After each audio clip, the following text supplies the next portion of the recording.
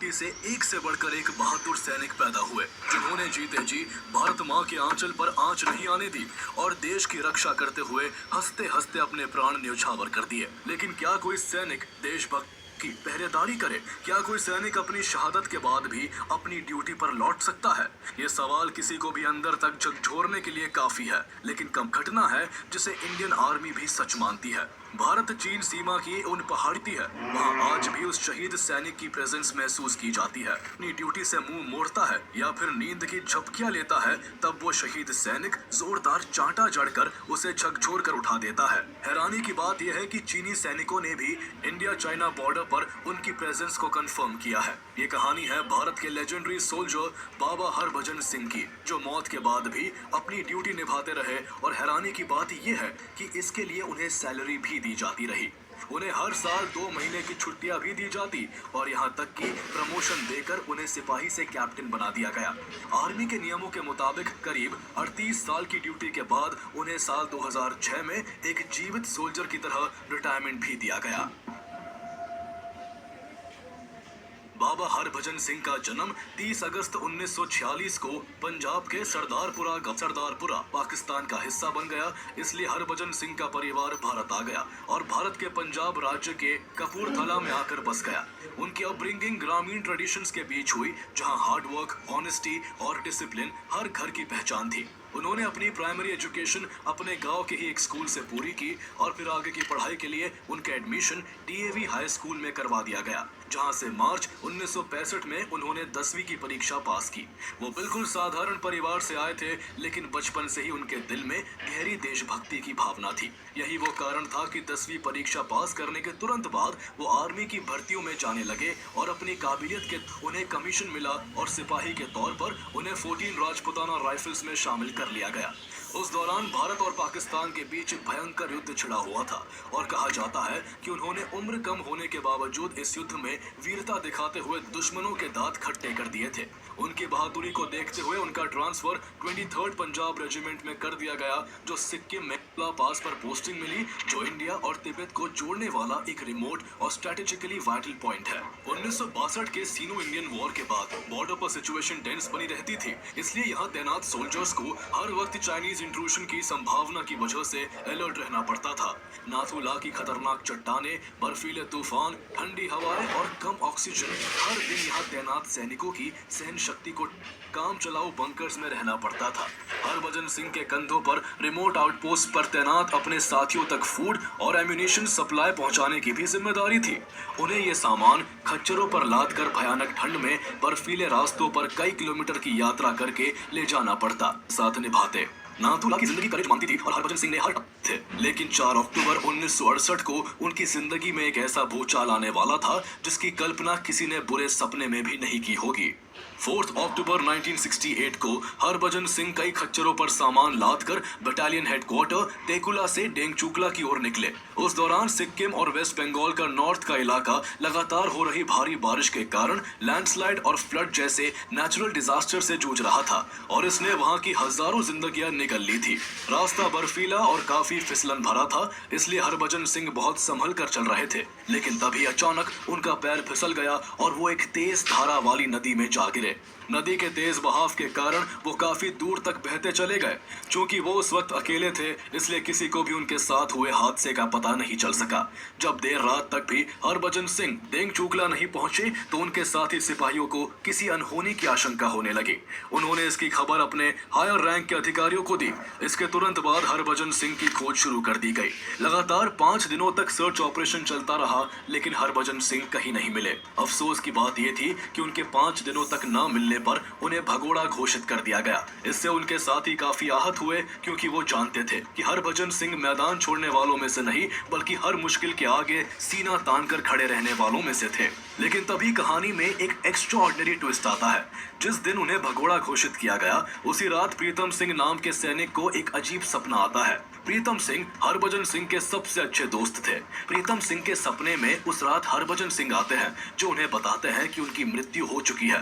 वो सपने में अपने दोस्त को ये भी बताते हैं कि उनकी मौत कैसे हुई थी और उनका शरीर इस वक्त कहाँ मिलेगा। जैसे ही सपना खत्म हुआ, प्रीतम सिंह हड़बड़ाकर उठ गए और भागकर अपने साथी सैनिकों को इस सपने के बारे में बताया। उनकी कहानी सुनकर हर कोई हैरान था। जहां कुछ सैनिक उसे बस प्रीतम सिंह के मन का वहम बताकर उनका मजाक उड़ाते हैं, तो वही कुछ सैनिक ऐसे भी थे जिन्हें ये सपना सच लगता है। वो फैसला करते हैं कि सपने में हरभजन सिंह ने जिस जगह पर अपनी बॉडी को बताया था वो वहां जाकर देखेंगे। अगले दिन कुछ सैनिक सपने में हरभजन सिंह द्वारा बताई गई लोकेशन पर उन्हें खोजने के लिए पहुंच गए। वो अभी कुछ ही मीटर सर्च कर पाए थे कि तभी उन्होंने जो देखा उसे देख उनकी आंखें खुली की खुली रह गई। उन्होंने देखा कि वही पास में हरभजन सिंह की बॉडी पड़ी हुई है।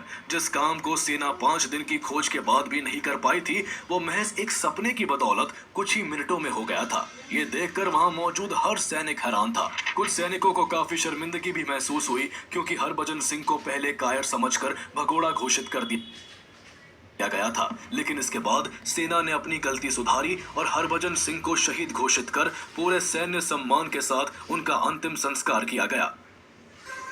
My sister, she's the best at giving gifts.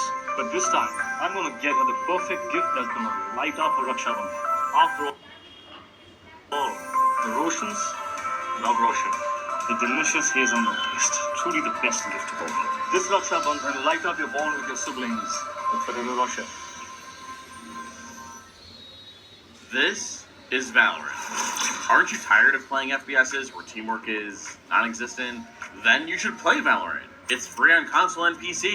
Valorant is a competitive team-based shooter where you're attacking or defending. इतना ही नहीं, उन्हें इंडिया के second highest bravery honour Mahavir Chakra से भी सम्मानित किया गया। लेकिन कहानी में अभी एक रोमांचक मोड़ आना बाकी था।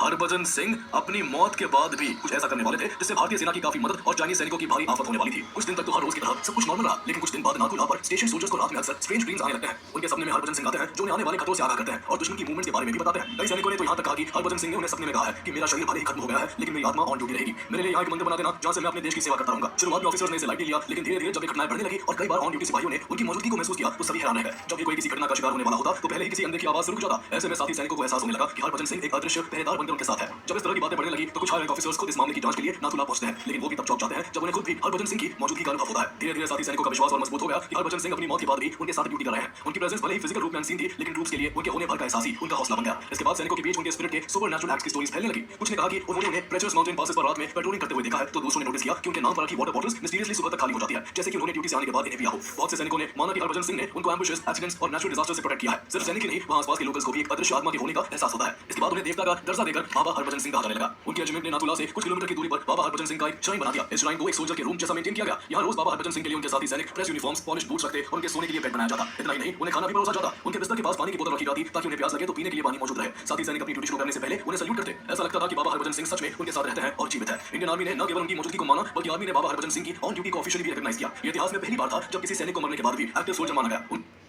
दाखिल हुए तो देखा कि चादर पर सिलवटें थी जैसे कोई अभी सोने के बाद उठा हो। बिस्तर के पास रखे जूतों पर मिट्टी के निशान मिले जैसे बाबा हरभजन सिंह ने रात में पहरा दिया हो। मौत के बाद भी वो न केवल खुद सीमा पर देश के लिए पहरेदारी कर रहे थे, बल्कि वो अपने साथी सैनिकों को ड्यूटी के टाइम अलर्ट रहने का पाठ भी पढ़ाते हैं। अगर किसी जवान को ड्यूटी करते हुए झपकी आती तो उन्हें एक जोरदार थप्पड़ पड़ता। नाथुला पर पोस्टेड कोई भी सैनिक अगर ड्यूटी के दौरान लापरवाही बरतता तो बाबा हरभजन सिंह उसे झकझोर कर उठा देते थे। सैनिकों के लिए उनकी मौजूदगी एक प्रेरणा बन गई। उन्हें लगता कि जब एक सैनिक मरने के बाद भी अपनी ड्यूटी निभा रहा है तो उसे जिंदा रहते हुए ऐसा करने में जरा भी लापरवाही नहीं करनी चाहिए। बाबा हरभजन सिंह की सच्ची देशभक्त आत्मा के चलते सैनिकों में यह विश्वास बन गया कि चाहे कितनी भी भयंकर ठंड हो, चाहे कितने ही बर्फीले तूफान सरहद को हिलाने की कोशिश करे, चाहे दुश्मन कितनी भी घात लगा ले, बाबा हरभजन सिंह उनके साथ मौजूद है जो भी होता है। कई बार चीनी सैनिकों ने अपने सीनियर से शिकायत की कि उन्हें भारतीय सीमा पर एक सफेद घोड़े पर सवार कोई सैनिक नजर आया है। कहा जाता है कि जब भी कोई चीनी सैनिक भारतीय सीमा में घुसपैठ करने की कोशिश करता तो बाबा सफेद घोड़े पर सवार होकर उसका रास्ता रोक लेते। चीनी सैन्य अधिकारियों ने एक बार भारतीय अधिकारियों को पत्र लिखकर कहा अपने उस सफेद घोड़े वाले सिपाही को वापस बुला लो, लेकिन भारतीय अधिकारी जानते थे कि वो किसी इंसान को नहीं बल्कि एक आत्मा को देख रहे हैं और उसे रोक पाना किसी के लिए संभव नहीं है। आलम ये हो गया कि जब भी भारत और चीन के बीच कोई फ्लैग मीटिंग होती, भारतीय सैन्य अधिकारी सम्मान और विश्वास के प्रतीक के रूप में बाबा हरभजन सिंह के लिए एक खाली कुर्सी छोड़ते थे। ऐसा लगता जैसे बाबा भी वहां मौजूद है और संकेतों के जरिए उन्हें अपने वैल्यूएबल टिप्स दे रहे हैं। भारतीय सेना ने बाबा हरभजन सिंह को न केवल ऑन ड्यूटी सोल्जर माना, बल्कि उन्हें बाकी सैनिकों की तरह बाकायदा सैलरी और प्रमोशन भी दिया जाता रहा। एक बार जब एक एनजीओ ने इसे अंधविश्वास कहकर इसका विरोध किया तो उनके रेजिमेंट के सैनिकों ने जवाब दिया हम अपनी सैलरी का एक हिस्सा बाबा के नाम पर देंगे। इतना ही नहीं, इंडियन आर्मी ने उन्हें छुट्टियां देने की भी अरेंजमेंट की। चूंकि बाबा हरभजन सिंह हर साल सितंबर के महीने में छुट्टी पर अपने घर पंजाब के कपूरथला जाते थे, इसलिए जब भी सितंबर का महीना आता सिक्किम से लेकर कपूरथला तक किसी त्योहार जैसा माहौल हो जाता था। यही वो समय होता जब बाबा हरभजन सिंह को सेना से 2 महीने की छुट्टी दी जाती। जिस दिन उन्हें छुट्टी पर भेजना होता उस दिन नाथुला पोस्ट पर एक अनोखा दृश्य देखने को मिलता। पूरा कैंप सजता, सैनिक एक लाइन में खड़े रहते और 2 सैनिक बाबा हरभजन सिंह का सारा सामान एक गाड़ी में रखकर वेस्ट बंगाल के जलपाईगुड़ी स्टेशन तक पूरे सैन्य सम्मान के साथ ले जाते। ट्रेन में उनके लिए बाकायदा एसी फर्स्ट क्लास में एक सीट बुक करवाई जाती। उनकी सीट पर उनकी वर्दी, जूते और तस्वीर रखी जाती। जब ट्रेन उनके शहर कपूरथला पहुंचती तो वहां बाबा के दर्शन के लिए के लोगों का कुछ उमड़ पड़ता। पूरा स्टेशन बाबा हरभजन सिंह अमर रहे के जयकारों से गूंज उठता। जैसे ही सैनिक ट्रेन से उनका सामान बाहर निकालते, भीड़ उसे छूने के लिए आगे बढ़ती। बाबा हरभजन सिंह की मां के लिए 15 सितंबर का दिन किसी सपने जैसा होता। वो उस दिन सुबह से ही अपने बेटे की तस्वीर के सामने बैठ जाती, बाबा हरभजन सिंह के लिए कपड़े सजाती और उनके कमरे को वैसे ही तैयार करती जैसे वो उनकी जीवित रहते किया करती थी। दो सेना के जवान उस दिन बाबा हरभजन सिंह का सामान उनके घर ले जाते और ऐसा माना जाता कि वो छुट्टियों के लिए वापस घर आ रहे हैं। इसके बाद उनके घर में रौनक लौट आती, वहां लंगर लगाया जाता, लोग उनके दर्शन के लिए आते और पूरा गांव भक्ति में डूब जाता। लेकिन जिस दिन बाबा वापस ड्यूटी पर जाते, उनके घर के साथ साथ पूरा गांव सूना पड़ जाता। 15 नवंबर का दिन बाबा के वापस ड्यूटी पर लौटने का दिन होता। उस दिन दो सैनिक उनके घर पहुंचते, कमरे से उनका सामान लेते और ट्रेन से उन्हें वापस ले जाते। जब बाबा हरभजन सिंह को छुट्टी पर भेजा जाता, सेना को विशेष रूप से अलर्ट कर दिया जाता और चौकसी बढ़ानी पड़ती। कई बार इंडिया चाइना के बीच जब बॉर्डर पर टेंशन बढ़ जाती तो उनकी छुट्टियों को कैंसिल भी कर दिया जाता। बाबा हरभजन सिंह की लेजेंड सिर्फ नाथुला के रोजमर्रा के रूटीन तक सीमित नहीं रही, ये मिलिट्री ऑपरेशंस और वॉर टाइम विजिलेंस तक फैल गई। चीनियों के साथ कई झड़प के दौरान बाबा हरभजन सिंह की ब्लेसिंग्स की स्टोरीज उनके रेजिमेंट में फैलने लगी। कई सोल्जर्स ने माना कि बाबा ने कई बार क्रिटिकल सिचुएशंस में उन्हें अलर्ट किया। बाबा हरभजन सिंह की मौत के बाद भी उनके परिवार को उनकी सैलरी दी जाती रही और उन्हें प्रमोशन भी मिलते रहे। समय के साथ उन्हें सिपाही से प्रमोट करके कैप्टन बना दिया गया। सेना के नियमों के तहत साल 2006 में बाबा हरभजन सिंह का टेन्योर खत्म होना था, इसलिए उसी साल उन्हें फॉर्मली इंडियन आर्मी से रिटायर कर दिया गया। हालांकि रिटायरमेंट के बाद भी बाबा हरभजन सिंह की आत्मा को बॉर्डर पर ही महसूस किया जाता रहा। ऐसे में माना गया कि जो देशभक्त सैनिक मरने के बाद भी अपनी ड्यूटी निभा रहा है, वो भला रिटायरमेंट जैसी फॉर्मेलिटी को कहां ही मानेगा। इसलिए उनके ऑफिशियल रिटायरमेंट के बाद भी उनकी सर्विस बदस्तूर जारी रही। उन्हें हर बार की तरह छुट्टियों पर ही भेजा जाता रहा। 2017 तक इंडियन आर्मी उन्हें पहले की तरह ही ट्रेन में सीट बुक करवाकर उनके घर भेजती रही। लेकिन 2017 में कुछ लोग इंडियन आर्मी पर अंधविश्वास फैलाने का आरोप लगाकर कोर्ट चले गए। इसके बाद बाबा को उनके घर भेजने का सिलसिला थम गया। माना जाता है कि बाबा हरभजन सिंह अब बिना किसी छुट्टी के 12 के 12 महीने नाथुला में ही ड्यूटी करते हैं। नाथुला में आज भी उनकी अखंड ज्योति जलती है। समय के साथ उनकी आस्था का दायरा सैनिकों से आगे बढ़कर आम लोगों तक भी पहुंचा। शुरू में जहां उनका मंदिर एक छोटे से बैरक में था, वहां एक भव्य मंदिर बना दिया गया, जहां 3 सैनिक बाबा के लिए उनके कपड़े, जूते, खाने का सामान, पानी की बोतल और उनका बेड तैयार करते हैं। बाद में डोकलाम से सिर्फ 4 किलोमीटर की दूरी पर बाबा हरभजन सिंह का एक और मंदिर बनाया गया, जिसे आज लोग न्यू बाबा मंदिर के नाम से जानते हैं। मंदिर के मुख्य कक्ष में बाबा हरभजन सिंह की पीतल की मूर्ति और उनकी युवावस्था की बड़ी तस्वीरें लगी हैं। जब उनकी मृत्यु हुई थी तब उनकी उम्र महज 22 साल थी। न्यू बाबा मंदिर चीन की सीमा से इतना करीब होने के बावजूद यहाँ दिन भर सैनिक और नागरिक बाबा के मंदिर में दर्शन के लिए आते रहते हैं। श्रद्धालु यहाँ प्रार्थना करते हैं और अपनी मनोकामनाएं व्यक्त करते हैं।